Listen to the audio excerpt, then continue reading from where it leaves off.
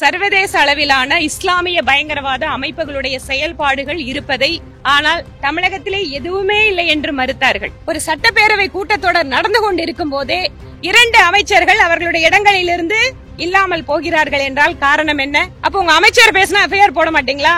இன்று அந்த அமைச்சர் பதவி விலகி இருக்கிறார். தமிழகத்தில் செயல்பட்டு கொண்டிருக்கக்கூடிய மத அடிப்படைவாத பயங்கரவாத செயல்களை பற்றி எல்லாம் குறிப்பிட்டேன். ஆனால் தமிழகத்திலே எதுவுமே இல்லை என்று மறுத்தார்கள். அதற்கு பின்பாக அரசாங்கத்தினுடைய கொள்கை விளக்க குறிப்பேட்டை பற்றி அதில் படித்து காட்டினேன்.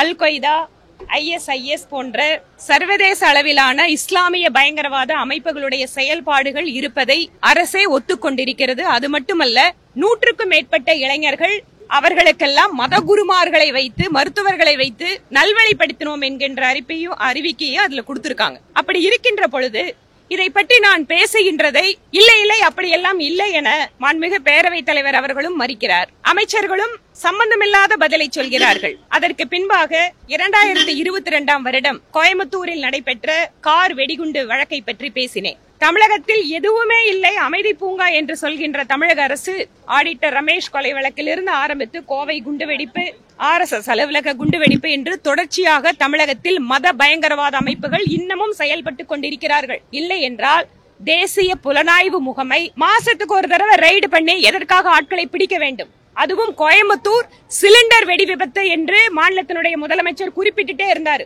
அப்போதிருந்து நாங்கள் சொல்கிறோம், இது சிலிண்டர் விபத்து கிடையாது, திட்டமிட்ட ஒரு மத பயங்கரவாதிகளுடைய தாக்குதல். கோவையில் இருக்கக்கூடிய மக்களை குறிவைத்து, அதிலும் குறிப்பாக சத்தியமங்கலம் காட்டிலே இஸ்லாமியர்கள் இல்லாத மற்றவர்கள் அனைவரையும் அழித்தொழிக்க வேண்டும் என அந்த வெடிகுண்டு விபத்திலே, அதாவது அந்த பயங்கரவாதி அந்த இடத்தில் இறந்து போன நபர் பேசியதெல்லாம் குற்றப்பத்திரிகையில் இருக்கிறது. 4 குற்றப்பத்திரிகைகள் இதுவரைக்கும் தேசிய புலனாய்வு முகமை கோவை கார் வெடிகுண்டு விபத்திலே வழக்கிலே தாக்கல் செய்திருக்கிறார்கள். ஆனால் இதை பற்றி எல்லாம் பேசுவதற்கு தமிழக அரசு தயாராக இல்லை. நான் அங்கு குறிப்பிட்டது என்னவென்றால், மத பயங்கரவாதிகளுடைய செயல்கள் தமிழகத்தில் நடைபெற்றுக் கொண்டிருக்கிறது. அரசாங்கம் எச்சரிக்கையாக அதை கையாள வேண்டும். இல்லை என்றால் காஷ்மீரிலே நடைபெற்றதை போல தமிழகத்திலும் குற்ற செயல்கள் நடைபெறுவதற்கு வாய்ப்பு உண்டு என்பதை தெரிவித்திருக்கிறேன்.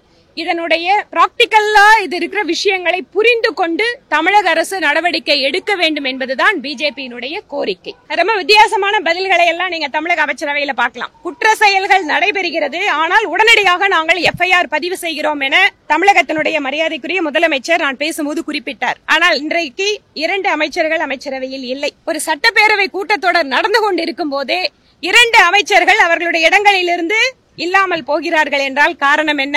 ஒரு அமைச்சர் பேசிய பேச்சுக்கு தமிழக காவல்துறை முதல் தகவல் அறிக்கை கூட பதிவு செய்ய மறுக்கிறது. அப்ப உங்க அமைச்சர் பேசினா எஃப்ஐஆர் போட மாட்டீங்களா?